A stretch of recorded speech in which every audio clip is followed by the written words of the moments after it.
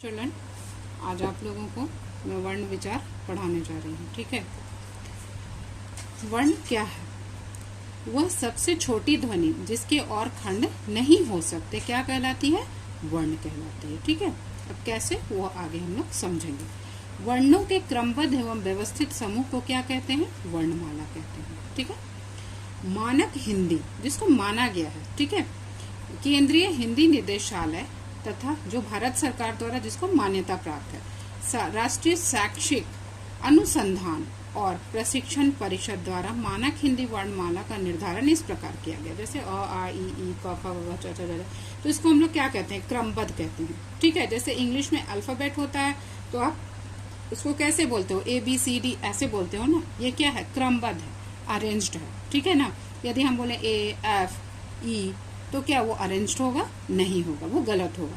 तो उसी तरह से क्रमबद्ध का मतलब जो अरेंज्ड है, जैसे अ के बाद आ ई। ठीक है, तो ये वर्णमाला है। जैसे अल्फाबेट होता है इंग्लिश में, हिंदी की ये वर्णमाला है। अ से अ तक है स्वर, और फिर यहाँ से लेकर के यहाँ तक कॉन्सोनेंट्स है। ठीक है, छ त्र ज्ञ ये संयुक्त है, यानी खुद अकेले ये अक्षर नहीं बने हैं। जैसे आप यहाँ छ ले लीजिए तो क्षत्रिय वाला क्ष, आप छ नहीं बोल सकते, इसको क्ष बोल सकते हो, क्योंकि ये क श और अ से मिलकर बना है। देखिए, दो व्यंजन और एक स्वर से मिलकर ये क्ष बना है, क्षत्रिय। ठीक है, छाता वाला छ दूसरा है, ये क्षत्रिय वाला छ है। त्रिशूल त और र से मिलकर बना है। ग आधा ग और य से मिलकर ज्ञ बना है।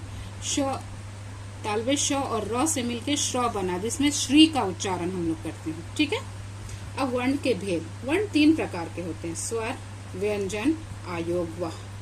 स्वर वॉवेल्स होता है, व्यंजन कॉन्सोनेंट्स होता है, आयोग व आफ्टर साउंड। ठीक है, स्वर आप जानते हो इंग्लिश में 5 होते हैं, AEIOU। ठीक है, और हिंदी में 11 होते हैं। ठीक है, व्यंजन इन 11 को छोड़ के बाकी क्या होते हैं? व्यंजन होते हैं। स्वर जिन वर्णों का उच्चारण करते समय हवा मुंह में बिना रुके बाहर आ जाती है, उन्हें स्वर कहते हैं। आ आप मुंह के सामने हाथ ले जाकर देखोगे, ध्वनि बाहर आएगी। जैसे सीमा है ना, स के साथ मैंने ई की मात्रा लगाई, यानी स के बाद कौन सा स्वर है? बड़ी ई का स्वर है। ठीक है, म के बाद आ का स्वर है, माँ, आ इंडिंग है। म के बाद आ का स्वर से ये खत्म हो रहा, सीमा। ऐसे जाओगे तो क से यहाँ तक आपको अ की इंडिंग मिलेगा। क ख बिना अ के साउंड के हम क का उच्चारण नहीं कर सकते, या किसी का भी इनमें से उच्चारण हम अ के बिना नहीं कर सकते हैं। तो व्यंजन जो है बिना स्वर की सहायता के हम व्यंजन का उच्चारण नहीं करते हैं। स्वर और उनकी मात्राएं। स्वरों के निश्चित चिन्हों को मात्रा कहते हैं। जैसे मैंने आपको समझाया ना, देखें यहाँ भी दिया हुआ है। ठीक है, व्यंजनों का उच्चारण स्वरों के बिना नहीं होता। जस्ट मैंने आपको अभी समझाया, व्यंजनों के साथ स्वरों की मात्राओं का प्रयोग किया जाता है। स्वर और उनकी मात्राएं इस प्रकार हैं। देखिए, अ की मात्रा नहीं होती है। ठीक है, बाकी सब की मात्रा आप जानते हो बच्चों, आप तो नर्सरी से ये सब पढ़ते आ रहे हो ना। स्वर के भेद 3 प्रकार के होते हैं: ह्रस्व, दीर्घ और प्लुत। ह्रस्व जो बहुत कम साउंड आता है, जिसमें बहुत, जैसे बोलते अ आ ई उ ए ओ औ, ऐसे पढ़ाया जाता था पहले स्कूल्स में, है ना। तो अ ई उ री, इससे बहुत कम साउंड निकलता है, इसलिए इसको ह्रस्व बोलते हैं। ह्रस्व मीन्स आप बोलते हो ना, छोटी ई की मात्रा, छोटा ऊ की मात्रा, तो वो ह्रस्व है। ठीक है, दीर्घ में ह्रस्व से डबल टाइम लगता है उसको प्रोनाउंस करने में। जैसे जिन स्वरों का उच्चारण करते समय ह्रस्व स्वरों से लगभग 2 गुना यानी डबल टाइम लगे, उसको हम क्या कहते हैं? दीर्घ। दीर्घ मीन्स बड़ी ई, बड़ा ऊ। ठीक है, प्लुत जिससे साउंड बहुत लंबा जाए, यानी दीर्घ से भी 3 गुना जाए। 3 गुना मीन्स जैसे गाने में प्रयोग करते हैं, मंत्र का उच्चारण में हम करते हैं, किसी को बुलाना हो तो करते हैं। ठीक है, जैसे ओम जा रहा है ना, तो 3 गुना इस तरह का साउंड जो लंबा जाता है उसको हम लोग क्या कहते हैं? प्लुत कहते हैं। ठीक है, व्यंजन जिन वर्णों का उच्चारण करते समय हवा कंठ से निकलकर मुंह में रुककर आ जाती है, उसको क्या कहते हैं? व्यंजन। व्यंजन यानी कंठ से, गले से हवा निकलकर मुंह में रुककर फिर बाहर आती है। आप बोल कर देखें, क ख ग घ, देखिए रुक के हवा बाहर निकलती है। ठीक है, ये प्रैक्टिकल है, आप बोलोगे तब आपको पता चलेगा। स्पर्श व्यंजन, अंतस्थ व्यंजन और ऊष्म व्यंजन। स्पर्श व्यंजन म्यूट्स, अंतस्थ व्यंजन सेमी वोवेल्स, ऊष्म व्यंजन सिबिलेंट्स। स्पर्श व्यंजन, जिन व्यंजनों का उच्चारण क्या करना है, स्पर्श यानी कि छूने के साथ होता है। किसको छूने के साथ होता है? हवा, कंठ, तालु, मूर्धा, दांत या ओठों का स्पर्श करके मुंह से बाहर निकलते हैं। आप बोल के देखिए, क ख ग घ। जीभ आपके पीछे वाले, एकदम लास्ट वाला जीभ आपके कंठ से सट रहा है ना। बहुत सारे अक्षर तालु, तालु मीन्स आपके जीभ के जस्ट ऊपर जो है वो तालु है। मूर्धा, जब जीभ मुड़कर तालु से मिलती है। दांत और ओठ, ऐसे बहुत सारे अक्षर हैं जो इन सब से स्पर्श होके निकलते हैं, जैसे क ख ग घ च छ। आप देखिए च में जीभ कहाँ सट रहा है। आप देख उच्चारण करके देखिए कि च के साथ आपकी जीभ कहाँ सट रही है। बाद में मैं आपको ये बताऊंगी कि कौन सा उच्चारण कहाँ से हो रहा है। ठीक है, त ठ ड, जीभ आपकी मुड़ती है। ट ठ, देखिए जीभ आपकी मुड़ रही है, मूर्धा है। त थ, त दांत से स्पर्श करिए। प से ओठ, बिना दोनों ओठ के सटे प फ व भ का उच्चारण आप नहीं कर सकते हो। अंतस्थ व्यंजन, जिन व्यंजनों का उच्चारण स्वरों और व्यंजनों के मध्य होता है। मध्य मीन्स मिडिल में होता है, कॉन्सोनेंट्स और वॉवेल के, उन्हें अंतस्थ कहते हैं। जैसे य, र, ल, व। ऊष्म, जिसमें हवा गर्म होकर टकरा कर बाहर निकलती है, मुंह में टकरा कर गर्मी पैदा करती है और तब वो बाहर निकलती है। आप ऐसे को ऊष्म कहते हैं। ऊष्म का मतलब गर्म होता है। ठीक है, तो आप हिंदी में विलोम शब्द, विपरीतार्थक शब्द भी बनाते हो। शीतल का उष्म, शीतल का उष्म। शीतल मीन्स ठंडा, उष्म मीन्स गर्म। ठीक है, तो कौन कौन से ऐसे शब्द हैं जो गर्मी पैदा करते हैं मुंह के अंदर और उसके बाद बाहर निकलते हैं? तालवे श, शलगम, आप बोलते हो ना, शलगम। श्वान, शमशान। मूर्धन श, षटकोण। इस स का उच्चारण अब काफी कम होने लगा है। दंत स, सूरज। सांप, ह, हवा। ठीक है, तो ये ऊष्म व्यंजन है। आयोगवाह, हिंदी वर्णमाला में अनुस्वार और विसर्ग को अ के साथ जोड़कर क्रमशः अंग और अह लिखा जाता है। आपने बचपन से ही पढ़ा ना, अंग से अंगूर, अह से कुछ नहीं। ठीक है, तो आयोगवाह इसलिए किया जाता है कि बिना अ के सहायता के इसको हम नहीं लिख सकते हैं। ठीक है ना बच्चों, तो जैसे मंदिर, मैंने यहाँ लिख कर बताया मंदिर, तो न को काट दिया है इसलिए मैंने, क्योंकि ये गलत है। मैंने सिर्फ इसलिए बताया है ताकि आप समझ सको कि इस न का स्थान कहाँ है।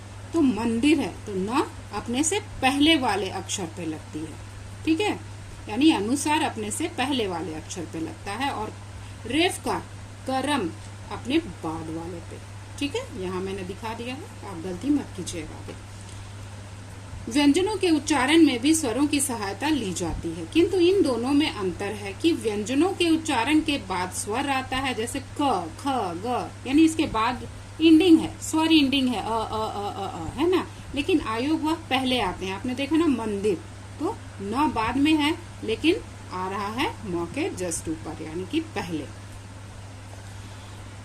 आयोग वह न तो स्वर है और ना ही व्यंजन है। जैसे आप यहाँ देख रहे हो ना, मंदिर, म न तब अ आया है। ठीक है, एक बार और क्लियरली समझा देते हैं कि किस तरह से। आप देखिए ये कब आता है आयोग वह, स्वर से पहले आता है ना, म न दिर, है ना। लेकिन न कहाँ आ जाता है, स्वर से पहले आ जाता है, मन दिर, है ना, म के साथ अ। ठीक है, आयोग वाह ना तो स्वर है और ना व्यंजन है। ठीक है, स्वर और व्यंजन के मध्य की स्थिति होने के कारण इन्हें देवनागरी लिपि में स्वरों के बाद और व्यंजनों से पहले, पूर्व मीन्स पहले लिखा जाता है। आयोग वाह के दो भेद हैं, अनुस्वार और विसर्ग। अनुस्वार मैंने आपको बता दिया था ना, जैसे हंस, ह न स, तो न पहले आ गया तब न आया। अब इसका उच्चारण बच्चों आप लोग नाक दबा के करना चाहो भी तो नहीं कर सकते हो, क्योंकि ये नाक और मुंह दोनों से इसका उच्चारण हो रहा है। नाक से इसका उच्चारण हो रहा है, हंस, अंश, कंस, नाक से इसका उच्चारण हो रहा है। ठीक है ना, तो अगर आप नाक को एक बार बंद करके एक या दो शब्द बोलने की कोशिश करो, आप नहीं बोल पाओगे। ठीक है, बोलने की ज्यादा जोर मत डालना। ठीक है, अनुस्वार का उच्चारण नाक से किया जाता है, ठीक है, नाक से होता है, बिना नाक के सहायता के आप इसका उच्चारण नहीं कर पाओगे। विसर्ग का चिन्ह है ये, और इससे ह का उच्चारण होता है। अधिकतर ये संस्कृत में प्रयोग किया जाता है। रामः, लिखतः, पठतः, चलतः, श्यामः। पुल्लिंग शब्द में इसका प्रयोग होता है, जैसे प्रातः, नमः, अंतःकरण आदि। विसर्ग का उच्चारण ह के समान होता है। अनुनासिक चंद्र बिंदु को कहते हैं, ठीक है, अनुनासिक किसको कहते हैं? चंद्र बिंदु को, और इसका उच्चारण मुंह और नाक से होता है, ठीक है। इसमें स्वर और व्यंजन के ऊपर किया जाता है, जैसे आंख, गांव, टांग, सांप आदि। इसमें भी आप नाक बंद करके सिर्फ मुंह से इसका उच्चारण नहीं कर सकते हो। हलंत का चिन्ह क्यों होता है? देखिए, अगर हलंत लगा है मीन्स की स्वरहीन है, स्वरहीन है। व्यंजन क्या है? स्वरहीन। स्वरहीन मीन्स बिना स्वर के है।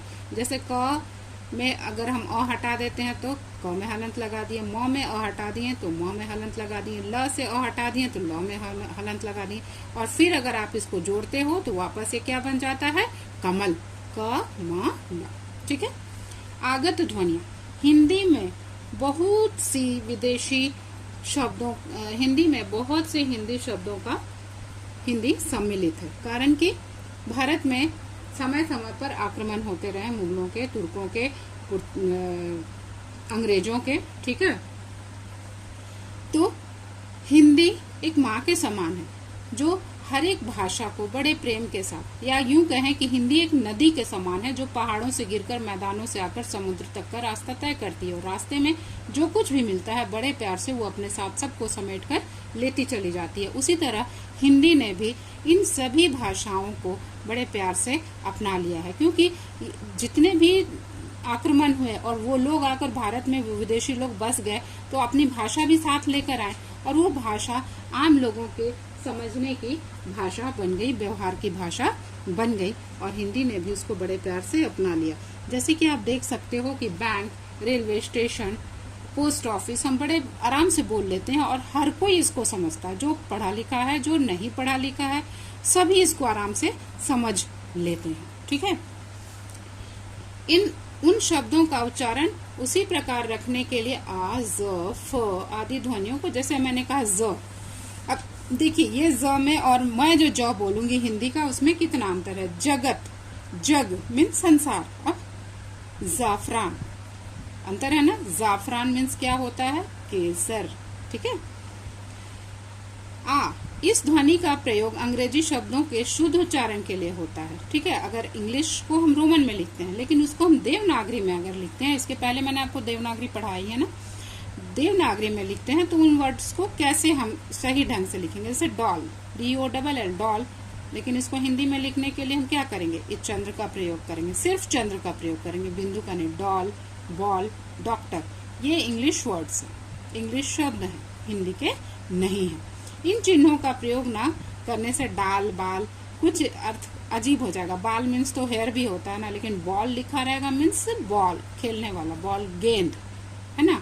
डॉल मीन्स गुड़िया, ये डाल का मीन्स हिंदी में आ जाएगा ब्रांचेस, ब्रांच, ठीक है। नुक्ता, इस बिंदु को क्या कहते हैं? नुक्ता। देखिए इसमें और इसमें अंतर है, ये अक्षर के ऊपर लगता है, ये नुक्ता अक्षर के नीचे लगता है।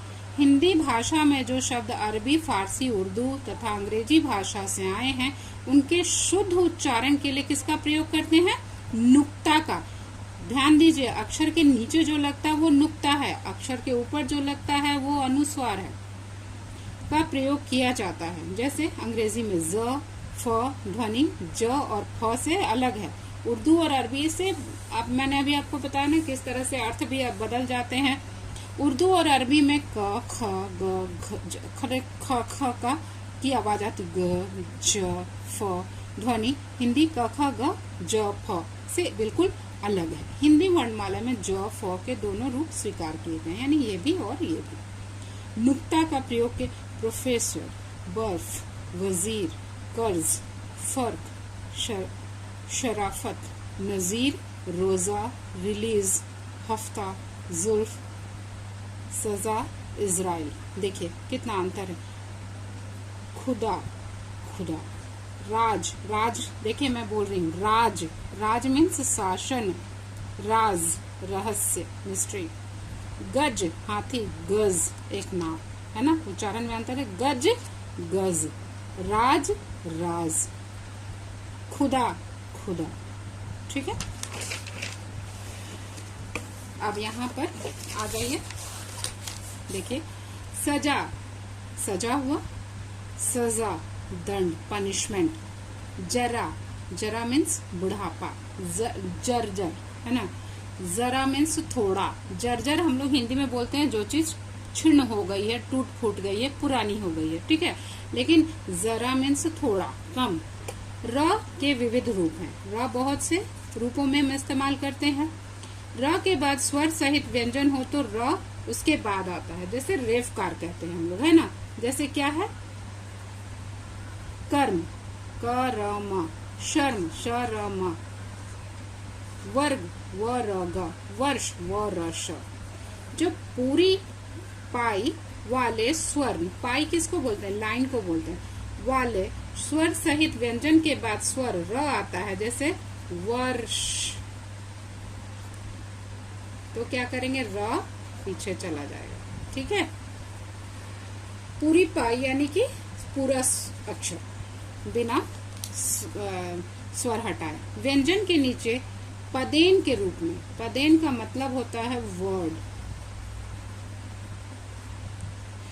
लगता है, जैसे ब्रज, ब-र-ज ब्रज, भ-र-म भ्रम, क-र-म क्रम, ग-र-ह ग्रह, ग-रह, इसको एकदम आराम से पढ़ोगे ये सारा अलग हो जाएगा। स्वर सहित ट और ड के बाद स्वर सहित र पदेन के रूप में क्या बोलते हैं इसको, ट्रम, त-र-म ट्रम, राष्ट्र, रा-स-ट्र राष्ट्र, ट्रक, ट्रक, ड्रामा, ड्रामा। इस तरह से ये नहीं लिखा जाएगा लेकिन लिखा हुआ है, जैसे है ना, ड जोड़, र जोड़, आ जोड़, म जोड़, आ होना चाहिए, ठीक है, लेकिन समझाने के लिए ऐसे लिख दिया गया है। ऊ की ऊ दोनों की मात्राएं र के बीच हो तो रुपया। देखो र में बड़ा और छोटा कौन होता है, ये होता है छोटा। अगर हम इसको गोल घुमा देते हैं तो ये हो जाता है बड़ा ऊ, ये होता है छोटा ऊ। ठीक है, रुपया में छोटा ऊ, इसका प्रयोग बहुत कम होता है। रूपा में बड़ा ऊ, रूपा मीन्स चांदी होता है, सिल्वर। ठीक है बच्चों, तो इसमें ये तो आप खुद से होमवर्क कीजिएगा, ये हम नहीं बताएंगे, और ये मैंने कर दिया है, इसको आप देख सकते हो, मैंने समझाया है लेकिन मुझे ऐसा लगा कि आपको दिक्कत आएगी तो ये मैंने कर दिया है, ये आप खुद से करोगे। नेक्स्ट क्लास में अगर हम बोल दें कॉपी शो करने के लिए जिस बच्चे को, उसका कंप्लीट होना चाहिए। नेक्स्ट ये भी आप कर सकते हो कि इसका उच्चारण कहाँ से होता है। ठीक है, स्पर्श व्यंजन जो कि यहाँ समझाया गया है। अनुस्वार, अनुनासिक और व्यंजन, ये तीनों आप 3-3 शब्द लिखोगे, लिख सकोगे तो लिखना, और नहीं लिख सकोगे तो आप हमसे पूछ सकते हो। अब देखिए मैंने यहाँ वर्ण विच्छेद करके बताया है। बालक, ब के साथ किसकी मात्रा है, आ की मात्रा है ना, तो देखिए एक एक अक्षर को जाइए, हाँ, हड़बड़ाना नहीं है।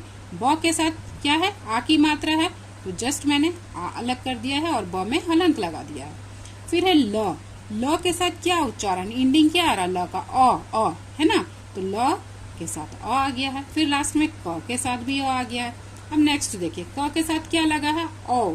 अगर आपको नहीं समझ में आएगा तो आप यहाँ से देख सकते हो कि अ का उच्चारण क्या है।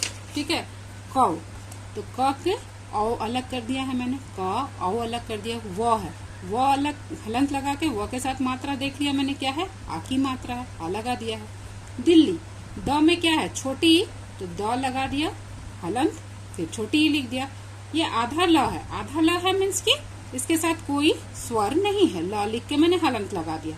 और दूसरे वाले ल के साथ क्या है, बड़ी ई है, तो दूसरे वाले ल में भी हलंत लगा के बड़ी ई लिख दिया मैंने, हो गया। विद्यार्थी, व के साथ पहले व देखेंगे, छोटी ई है, तो व में हलंत लगा के छोटी ई। ये क्या है, अरे ये क्या है, ये तो समझना मुश्किल है, आप लोग बहुत गलत करते हो, विद्यालय को विद्यालय लिखते हो, तो इसलिए मैं इसको अलग से समझा रही हूँ। इसमें है द, ये संयुक्ताक्षर है, द और य है, और इसके साथ लगा हुआ है अ। हो गया विद्या, विद्या। अब गलत कभी नहीं करना, ठीक है।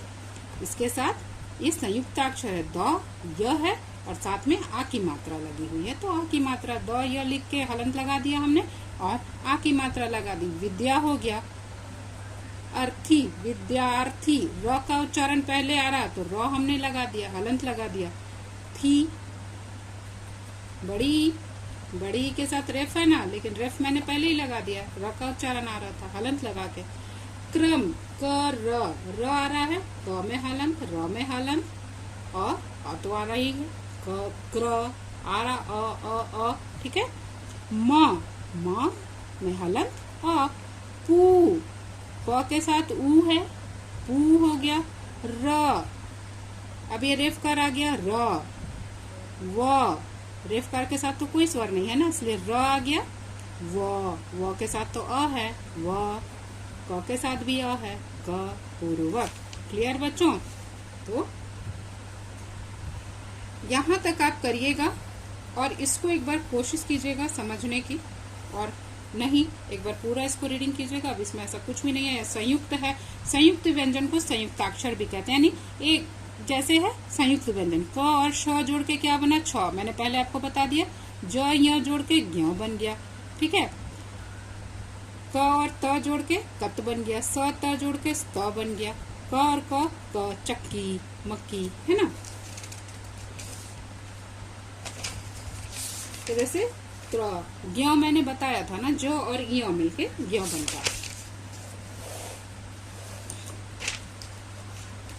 ये आप खुद से करोगे, उच्चारण स्थान खुद से लिखोगे, दिया हुआ है इसलिए मैं इसको छोड़ रही हूँ, नहीं हुआ तो फिर दोबारा पूछोगे, मैं इसको समझा दूंगी।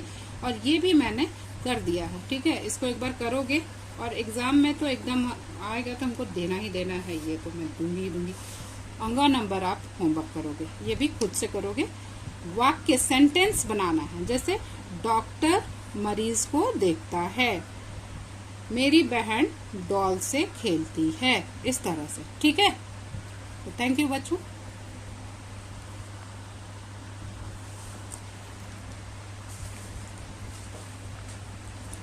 आप इसको अच्छे से एक बार रीडिंग करके और होमवर्क करने की कोशिश करना, ठीक है।